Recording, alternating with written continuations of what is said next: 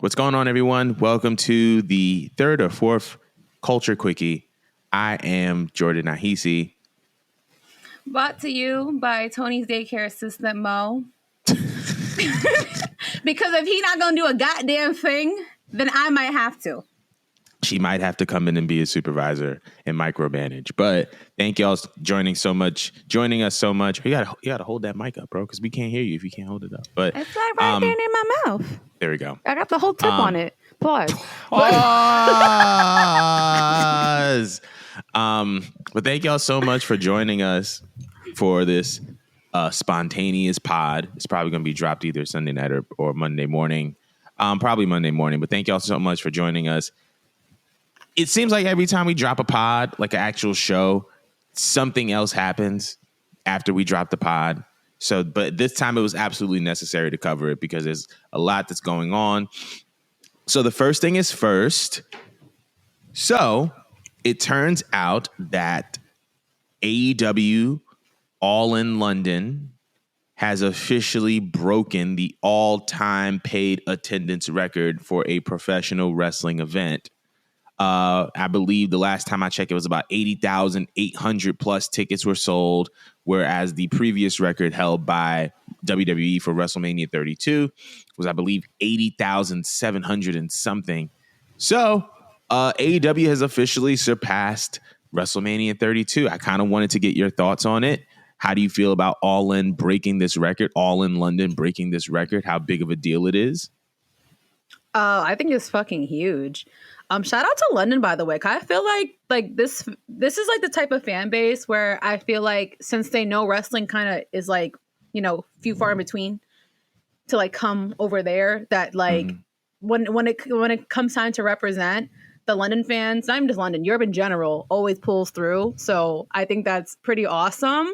And I feel like if anyone ever thought that AEW can't compete with WWE, well, you may want to rethink that, just because that's huge. It's not like you could just say like they broke like a SummerSlam or a Royal Rumble or something like that. Like breaking WrestleMania is insane. And we know how WWE loves inflating their numbers and stuff like that.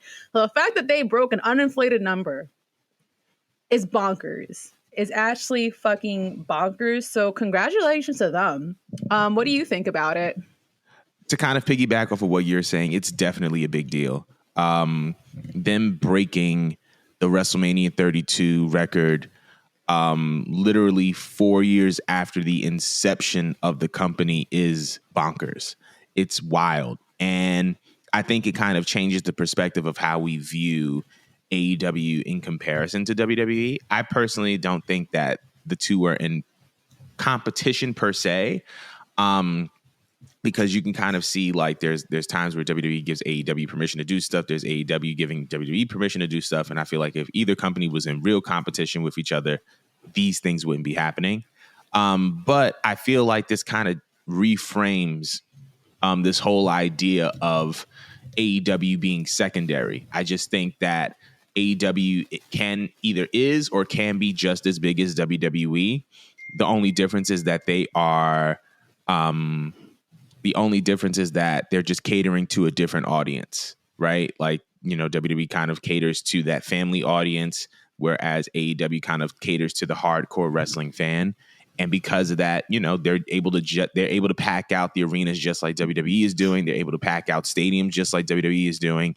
And because they have used these past 4 years to kind of super serve their audience and super serve their niche, this is what you get. Not to mention that I feel like even though the Jesus, I don't know why I'm blanking right now. It's Sunday, bro. It is Sunday, and that's the reason why that's a fact. I should be asleep right now. But I overall, my takeaway is just like, I think we just kind of need to reframe how we view All Elite Wrestling, because clearly a secondary company doesn't sell out stadiums. They don't I don't care like how new a company is. If it's not good, it's not good.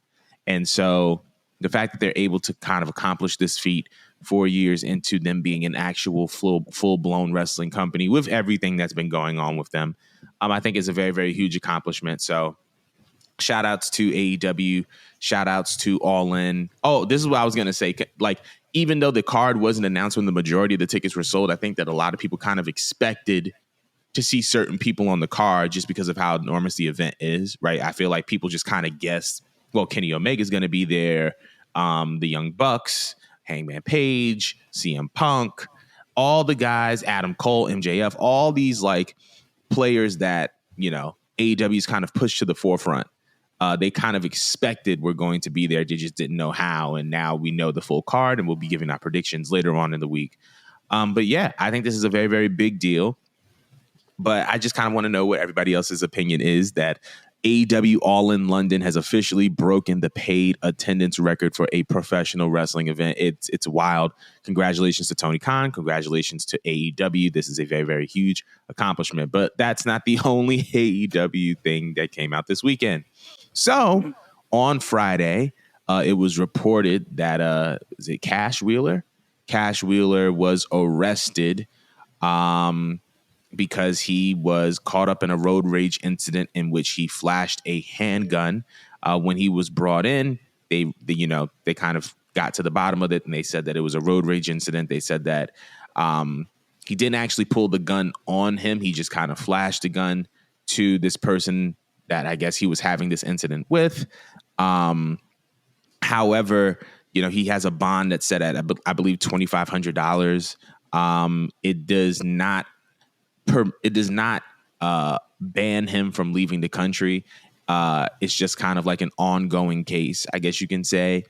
But obviously, this incident and the news of his arrest set the wrestling world on fire, because one of the matches that were announced for All In, and one of the most anticipated matches, was FTR versus the Young Bucks for the AEW World Tag Team Championships. And that was kind of in question and kind of in jeopardy. Now, the UK can ban him from entering the country, but I highly doubt that that's going to happen. But this is something on his, you know, something that he has to deal with once he comes back to the States. I kind of wanted to know your take about it, how you felt about Cash Wheeler's arrest. And, you know, now that we know that the match is still going to happen, what are your opinions on all of this happening? I just also had to ask, was it confirmed that Tony knew about this, or he just now found out about this? To be honest, I still don't know. I have to like do a little bit of digging. I don't know if he knew about it per se. All we know is that, apparently there was another gun-related incident pertaining to Cash Wheeler that like Tony did not know about, but that Cash Wheeler knew about. But that's just like an alleged thing. That's not necessarily like concrete, set in stone type of situation, if that makes sense.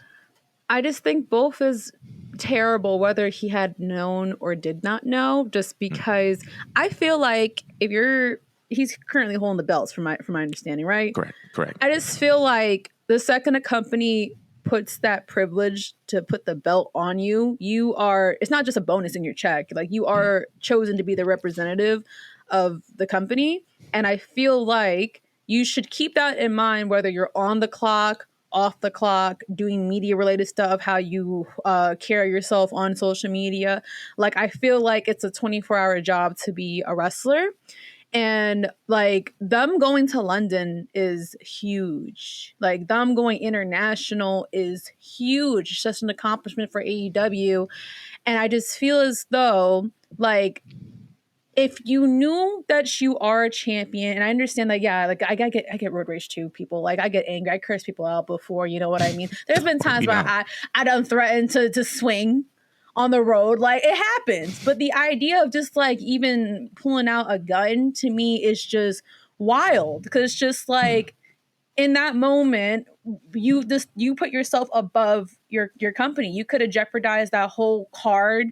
Potentially, you could have jeopardized more business plans working forward between Tony Khan, working international or whatnot. Because think about it, like, what if London just said, "Oh, we don't want this guy because you know we don't trust him. You know, we don't want wrestlers infiltrating our countries that find it okay to, you know, pull out weapons on people and whatnot." I just feel like it's selfish, and it's a reflection of how Tony Khan has been running his daycare, hence the name, people.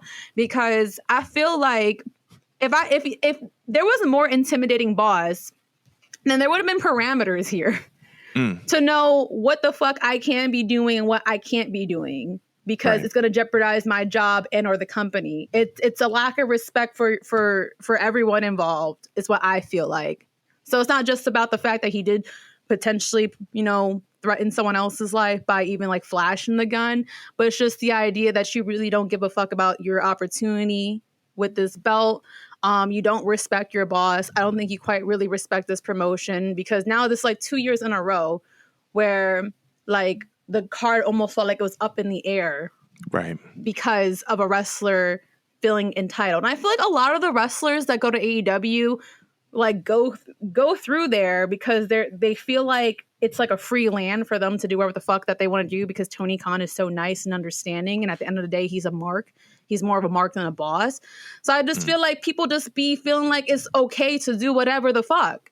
And I feel like Tony's response, honestly, should have been to take his ass right off the card. There's enough matches on the card that I feel like the rest of the show would like be amazing. You know what I mean? I don't think we necessarily needed that. I mean, the match itself would have been exciting to see, but I feel like if I was Tony, if I would have had enough. I would have had enough and used him as an example, and might have either suspended or fired him, because I feel like that locker room needs to be shooken up a little bit. I feel like everything that they do is almost like spilled milk, and that they don't think there's repercussions for their actions. So I'm pissed. I'm very much pissed. I don't think he should be going to London. But at the same time, Tony Khan's a businessman. So maybe in his head, he thinks that this is what the fans pay to see. I got to give them what they wanted to see. And maybe afterwards, he might receive some punishment. But I feel like they need to bring back wrestlers' courts. I think motherfuckers need to get punished again. I think people should, to some weird degree, this is going to sound really fucked up, people. I see to some degree why Vince was punishing people on television. I totally see it now. Because motherfuckers just be doing whatever they want to do. Fact. And I be damned if someone gonna ruin my company because they're gonna put themselves above me. The hell, I'm paying you. I'm paying you. Why do I feel like I gotta clean up everyone else's messes around here? Right. Like, Tony needs to grow a spine. Grow a spine, please. Like, give me the goddamn job. I'll straighten everybody the fuck out in 24 hours. All right, you're fired. You're fine. Take the belt off of you. You lost your match opportunity. Y'all, parameters. Parameters are rules, people. I'm sorry, I'm getting a little bit hot. That Jordan, was good. How do you feel about this? Nah, I don't mind at all, because to be honest, I kind of echo your sentiment. The only thing that I don't echo is I feel like that's a match that should be on the card because of how it's been built over the last some odd years.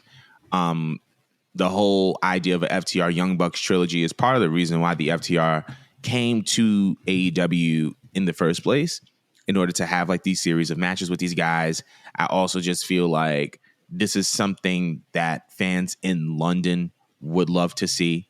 And I feel like it's part of what makes this event so special, is that you're having arguably the biggest tag team match of all time with two of the most decorated tag teams of this generation in the biggest, can't believe I'm saying this with legitimacy, the biggest pro wrestling event of all time, if we're just basing it off of paid attendance records. So I do see the value in them having the match.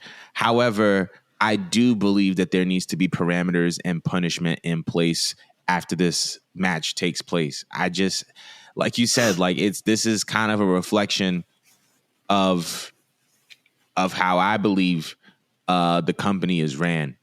And it's so interesting because, we were in the group chat, Whitney was talking about the Usos and their DUI and stuff like that. And I think that that's indicative of how WWE runs their company. But I think that this is kind of telling of how AEW runs their company. And in my opinion, if, you're willing to let this slide, I think it's kind of indicative of the fact that you let so much slide and that so many people feel like, it's one thing to be like to have one too many drinks and think, okay, I just got to get home and I'll be all right. And then you get caught by the cops. It's another thing to, by choice, flash a gun to someone. It's like it wasn't even in self-defense. it wasn't even in self-defense. It wasn't even like somebody was backing out the grip on you. You just wanted to do a pride move. You just wanted your ego stroked, and you wanted to show cats, yeah, I got it on me. And ooh, you know what? I wasn't gonna go here, but I'm gonna go here. It's so Go crazy here. how Go right so the fuck crazy. there. I'll meet you. It's crazy, and I just find it funny that no one is. When this incident first happened, everybody's first instinct was to talk about, man, the match was ruined. But it wasn't a matter of, ooh, Cash Wheeler is uncivil. He's a degenerate. He's this, that, and the third. Let this have been Bobby Lashley. Let this have been Montez Ford. Let this have been a black wrestler, and we would not have heard the end of it. But I'm going to get back to my main point. I just feel like it's just interesting that it's one of those, he has a move, and guess what? We all do make mistakes. And I'm not saying that he's a bad person, that he has a bad character. I'm just saying the public response and the public reply to an incident like this speaks volumes about the culture of pro wrestling. And, you know, I just think that he does need to be punished after all is said and done. I think that the Young Bucks are going to win anyway, especially since they just signed those big contract extensions. But like you said, these are things and incidents in which it jeopardizes the entire company. It jeopardizes the tag team division. It jeopardizes the product. It jeopardizes talks of an extension. It jeopardizes your relationship with your network. It jeopardizes your relationship with the rest of the roster based on how you treat this incident. And the fact that all of this is happening is, once again, as much as we kind of look down on the order that Vince, or the I would say the dictator-like hand that Vince McMahon allegedly had on the locker room, you can see why he had that hand. It's because he knows that there needs to be a sense of order one way or another. And if you do not kind of if you're not intentional with how you instruct that order, or if you don't have any order at all chaos is going to break loose. I also think this is the first time where I agree with Eric Bischoff when he said that AEW is just WCW 2.0, because in WCW, it was way less mild mannered and like on a much smaller scale, but you still have the inmates running the asylum. Whether we want to talk about WCW and how Hogan and Nash and Hall, God rest his soul, were having their way and doing what they wanted and how they wanted, what's the difference between that and this? In the sense of, you want guys to have creative control, but like they're using kind of, let me say this, it's different. I definitely see that it is different. However, it's the same root of the problem, which is that when you give people a sense of power, they exploit it. And I feel like that same thing that was happening in WCW, as far as the idea of wrestlers having a little bit of power and exploiting it, it's happening in AEW, just in an unruly way. So that's how I feel about that. But I wanted to know. I just want to interject real quick, because when you mentioned the whole, of course, because he's a white man, he could get away with this shit. It made me think about MJF's tweet that he said. And I just wanted to read it off to the listeners, just because I want to get your take on it out loud. So MJF decided to interject and put his thoughts about a situation that he was not part of. Right. And I thought it was just very telling. And just to piggyback off of what Jordan was mentioning earlier, he has stated the following, that he's kind of disappointed on how many dorks there are on this app that jump to conclusions so quick, and that a ton of people's privileges is showing that we're human, we're all flawed, we all make mistakes. Take it from a guy who's made more mistakes than Moe's. I had my ups and downs with FTR, but Cash Wheeler is a great dude and a badass. You're getting FTR versus Young Bucks in front of 80K plus on August 27th. Talk about that, you dweebs. I just find that insane for a couple of reasons. A, why did you interject yourself into this beef, sir? Like, it had nothing to do with you. I understand it's your friends and stuff like that, but like, he's also someone who's in a very high position. Sometimes I just feel like people need to just understand. The best thing to do in this situation is to just shut the fuck up in general, because you might also stop your bag as well, Mr. Maxwell, by even trying to open up your mouth. You have something to say? Yes. Here's what I was going to say. I respect Maxwell's stance in the sense that he is the AEW world champion, and and because of that, it's alleged, or not alleged, but assumed that once you hold that world championship, you are in a sense a locker room leader. And I get that he wants to set the tone and like show grace and this, that, and the third. But this idea that like, oh, well, you dorks are just, and y'all are rushing to conclude. No. This is a public record. Bro got arrested, my boy. He got put in cuffs. The report is online. We're not rushing to any conclusions. Like, this is public information. He got arrested. He flashed a handgun. And when you are dealing with things like that, you run the risk of not leaving the country when you're caught in a case like that. And some countries do not tolerate that, right? Like, there are some countries that won't let you into their country if you do have a gun charge, aka Canada. Like, come on now. So it's just like, this is not about a rushing to conclusion type of thing. So I just wanted to put that out there. But we're going to talk more about this later in the week when we actually have a full-blown show. But we want to know how y'all feel about this Cash Wheeler arrest. But we're going to be moving on because allegedly we just witnessed Edge's last match.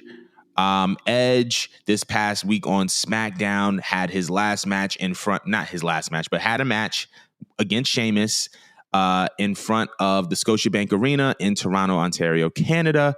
After the match, he went on to say he does know for a fact, he doesn't know like what the future holds. He does know that this is probably going to be his last time performing in front of that specific crowd. So one can assume that he was talking about Toronto. And so if that's the case, is he staying in WWE? Is he retiring in WWE? Is he going to AEW? What's next for Edge? So I wanted to kind of know briefly, Mo, what do you think is next for Edge? Does he stay in WWE and retire? Does he go to AEW for a little run and then retire? What's going on? I don't think that's his last match. I mean, he said he doesn't even know. But I don't think that there's really anything for him to do in WWE. Like, I feel like when I was anticipating Edge coming back, I had a different idea in mind. I left off on the person that we all seen, the heel rated R version of Edge. And we kind of got like a dad version of him, a very babyface dad version. And I feel like because that's just the version we got presented of with Edge, his goal ultimately with WWE was to get some guys over to work with a few people to create a few things. He did leave doing a lot. I will give him his flowers for that. But I do feel like if this is what all's gonna get out of Edge, I kind of do want to see him still wrestle, but I want to see him do something else. If you're not going to give me like the rated R that I had like back then, and you're going to give me like this boring shit that I had gone on in WWE, I feel as though it wouldn't really hurt if he went to AEW, but instead of him having a singles run, since I kind of don't care to see him have too many singles runs, I would actually love to see him just tag up with Christian again and them take over the tag team division. Like, I know a lot of people were saying like, oh, like, he shouldn't go to AEW, because he's basically WWE coded, which he is, but it doesn't have to be a bad thing, because not for nothing. In some ways, Dynamite, I look at Dynamite and Collision being so different from each other. I feel like Dynamite reminds me of WWE, and then Collision is like when I actually want to see like the indie type shit, but it's like, it's full on like wrestling as opposed to the entertainment. I feel like you could really do something with Edge and Christian and put them on Dynamite together. Have them take over the tag team division. Have them uplift everyone. I want to see them work with younger people and help get them over. Maybe like create more character and stories out of the tag team division. So I feel like he should do that, to be honest. I don't really care to see him work with any other younger people here with WWE. But the only thing is that I was watching that Edge match, and it wasn't a bad match. It really wasn't. Like, there's nothing to say that was bad about it. It was just slow, and I'm not sure if that has to do with him being safe. And you see the way that the wrestlers wrestle in AEW. They are at lightning speed, and Christian can still go. Christian could actually keep up with those people. Edge, I noticed in general, like, you have to slow down to wrestle with Edge. So that's my only ick if he were to go to AEW. Does everyone have to adjust and wrestle super duper slow? Because he wrestles very classic. Very, very classic like. So I don't know how he's going to balance well where everyone that likes to do flips and tricks and all that stuff. Mm-hmm. But do I still want to see him do something? Yes, I do want to see Edge do something. And do I think that with my heart and soul he's going to AEW? Not immediately. But I feel like I need to see an Edge and Christian appearance one more time because you cannot just cock tease me and leave me off of what I saw at that one Royal Rumble. That was criminal. Right. Give me that. Just give me that and I'll shut all the way the fuck up. All right. But what did you think? You know, it's interesting because I started off thinking, he's just going to call it quits. But now that I think about it, it does make sense for him to go to AEW. One of the things he kind of mentioned was that he has to talk it over with his family. His contract expires in September. We don't know when in September.